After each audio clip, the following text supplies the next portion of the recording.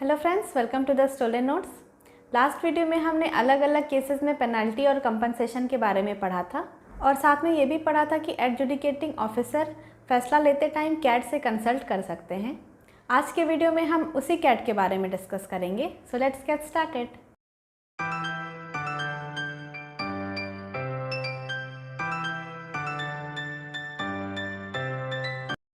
तो कैट का full form है साइबर एपेलेट ट्रिब्यूनल, जो एक ऑर्गेनाइजेशन है और ministry of electronics and information technology के अंदर आती है और इसकी इस्टेब्लिशमेंट या स्थापना आईटी एक्ट 2000 के अंडर हुई थी, जो मेनली साइबर क्राइम और फ्रॉड को रोकने के लिए बनाई गई थी। अब ये देख लेते हैं कि इसका नाम कैट कैसे पड़ा। कैट का full form cyber appellate tribunal है, जिसमें कि साइबर कंप्यूटर से रिलेटेड है, एपेलेट यानी अपील से रिलेटेड और ट्रिब्यूनल यानी कोर्ट से रिलेटेड।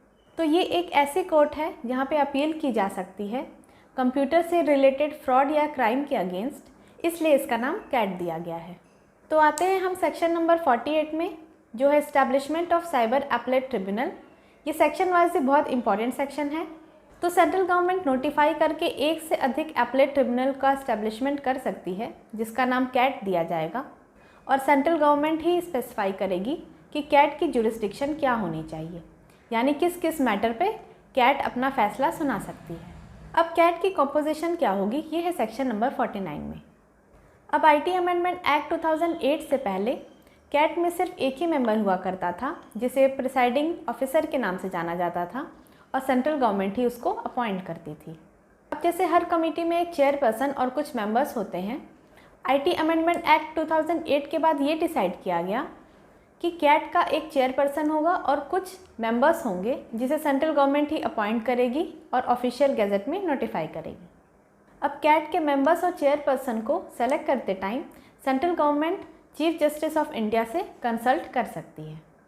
इसके अलावा कुछ प्रोविजंस दिए हुए हैं एक्ट के अंदर, जिसमें पहला है कैट के जो भी पावर, अथॉरिटी और जुरिस्डिक्शन है, यानी कैट की जो भी शक्तियाँ हैं, प्राधिकार है या क्षेत्राधिकार है, वो कैट के बेंचेस यानी कैट के ब्रांचेस यूज़ कर सकती हैं। अब बेंच के मेंबर्स कौन कौन होंगे, तो बेंच में एक चेयरपर्सन होगा और 2 मेंबर्स होंगे। अब इन बेंचेस का लोकेशन क्या होगा, तो एक बेंच कैपिटल में रहेगा यानी न्यू दिल्ली में। इसके अलावा बेंचेस के प्लेस को सेंट्रल गवर्नमेंट डिसाइड करेगी कैट के चेयरपर्सन से कंसल्ट करके और बाद में उसको ऑफिशियल गैजेट में नोटिफाई करेगी।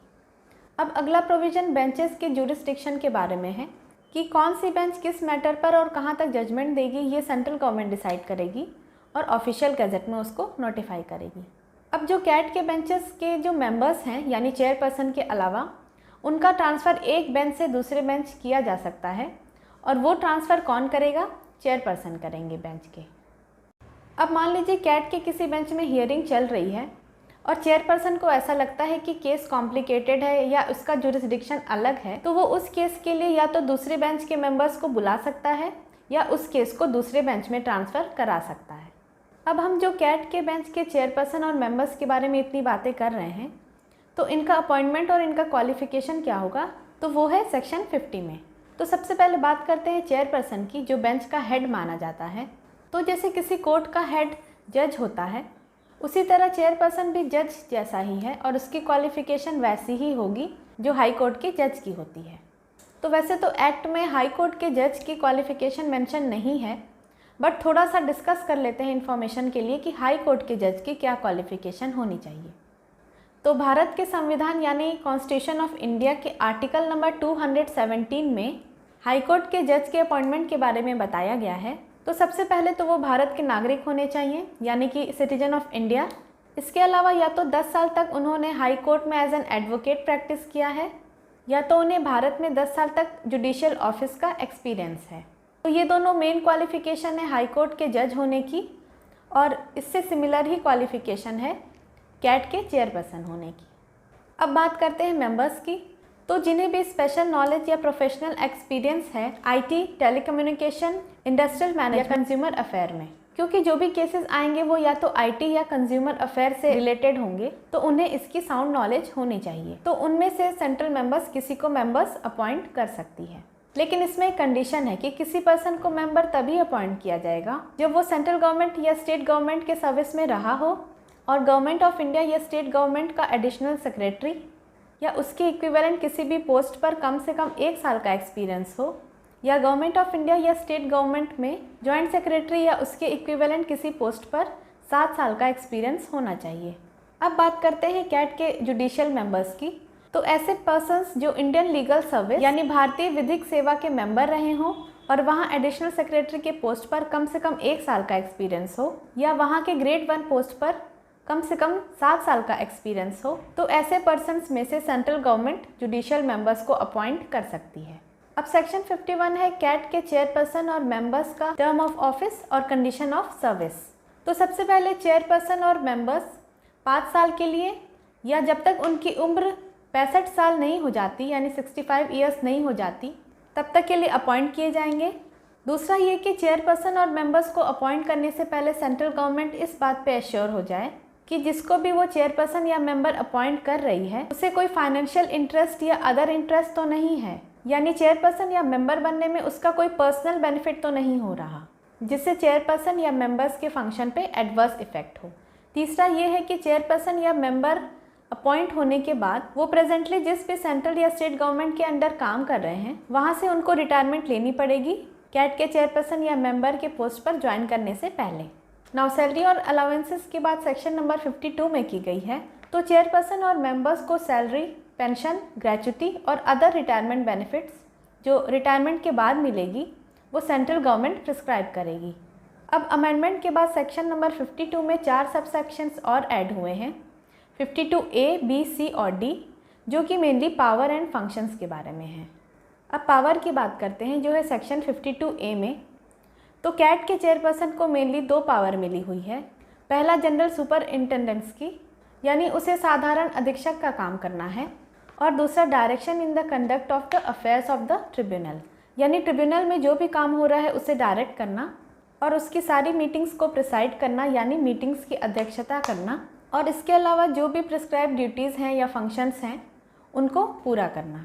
नाउ सेक्शन 52B है distribution of business among benches, यानी कि कैट का चेयरपर्सन बेंचेस को उनकी ट्रिब्यूनल डिस्ट्रीब्यूट करेगा और कौन से ट्रिब्यूनल का क्या जुरिस्डिक्शन है यानी वो किस मैटर पर काम करेगी ये भी चेयरपर्सन उनको गाइड करेगा। सेक्शन 52C है power of chairperson to transfer cases. तो कैट के चेयरपर्सन को ये पावर मिली है कि वो किसी केस के डिस्पोजल के लिए उसे एक बेंच से दूसरी बेंच ट्रांसफ़र कर सकता है, लेकिन उसकी 3 कंडीशंस हैं। उसकी पहली कंडीशन ये है कि या तो पार्टी से उसे एप्लीकेशन लिखी गई है केस के ट्रांसफ़र के लिए, या तो केस को ट्रांसफ़र करते वक्त वो पार्टी को खुद नोटिफाई करेगा केस के ट्रांसफ़र के बारे में। अब अगर चेयरपर्सन को ऐसा लगता है कि किसी केस को उसको खुद सुनना चाहिए और सुनने के बाद अगर उसको लगता है कि उस केस का ट्रांसफ़र दूसरी बेंच पर करने से उसका डिस्पोजल हो जाएगा तो वो केस को ट्रांसफ़र कर सकता है। तीसरी कंडीशन ये है कि बिना किसी नोटिस के भी चेयरपर्सन केस को एक बेंच से दूसरी बेंच में ट्रांसफ़र कर सकता है। नाउ सेक्शन 52D है डिसीजन बाय मेजॉरिटी। अब क्योंकि बेंच के मेंबर्स 2 हैं और ऐसा हो सकता है कि किसी भी केस में दोनों की राय अलग अलग हो, तो उस केस में वो अपने पॉइंट्स को कैट के चेयरपर्सन के सामने रखेंगे। अब चेयरपर्सन उनके पॉइंट्स को सुनेगा और एक कंडीशन हो सकता है कि चेयरपर्सन उनमें से किसी एक के पॉइंट पर एग्री हो जाए, तो 3 में से 2 की मेजॉरिटी मिल गई, यानी कि एक मेंबर की और एक चेयरपर्सन की, तो उस हिसाब से डिसीजन हो जाएगा। लेकिन एक कंडीशन ये भी हो सकती है कि वो और मेंबर्स से कंसल्ट करे, लेकिन डिसीजन क्योंकि मेजॉरिटी से लिया जाएगा तो उस कंडीशन में पहले वाले मेंबर्स को भी शामिल करते हुए मेजॉरिटी का जो डिसीजन होगा वही फाइनल डिसीजन होगा। इन शॉर्ट बात यह है कि ज़रूरी नहीं है कि चेयरपर्सन ने जो बोल दिया वही डिसाइड होगा। अगर मेजॉरिटी अलग बोल रही है चेयरपर्सन से तो मेजॉरिटी वाला डिसीजन ही माना। तो ये था कैट का establishment, composition, condition of services and powers. Next part हम नेक्स्ट वीडियो में डिस्कस करेंगे। Till then stay tuned, take care and bye bye.